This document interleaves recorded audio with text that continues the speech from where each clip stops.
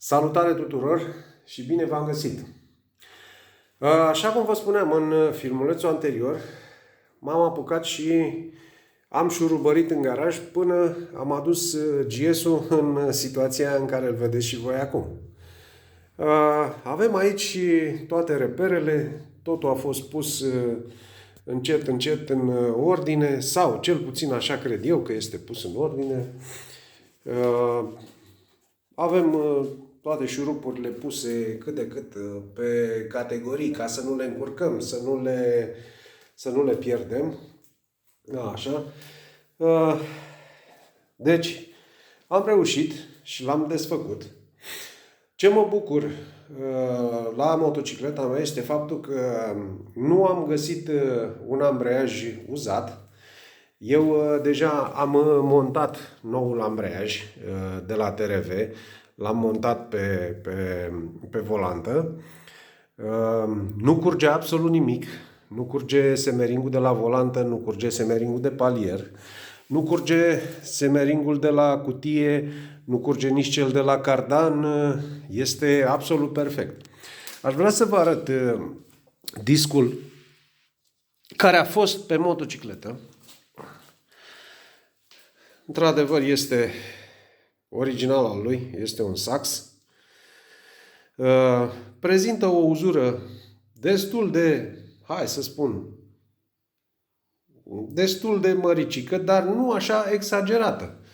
La 93.000 de kilometri, motocicleta a mers chiar în parametrii ei, așa că sunt foarte mulțumit de ce am găsit. De ce mă temeam foarte tare mă temeam de chestiunea asta, exact de acest joc care ar putea să-l aibă la canelurile. Apropo, nu am joc aici.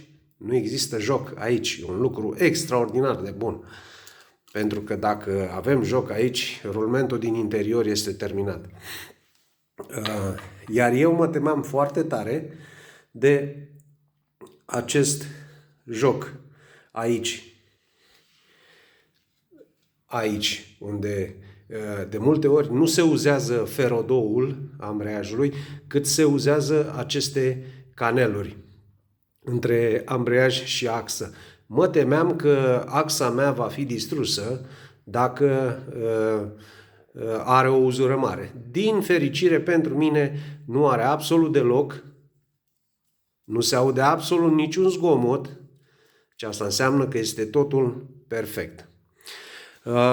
Un alt zgomot unde mai poate apărea este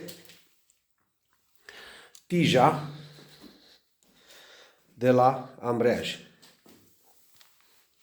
Tija ambreiajului are această pâslă, da?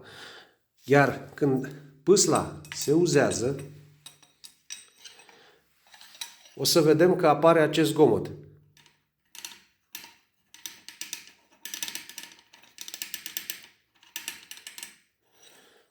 Apare acest zgomot.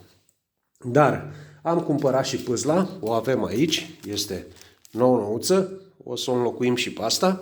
Iarăși un lucru foarte bun de care mă bucur este faptul că starea cardanului este absolut impecabilă, nu bate absolut nimic, nu are niciun fel de joc, nici lagărul din spate, nici lagărul din față.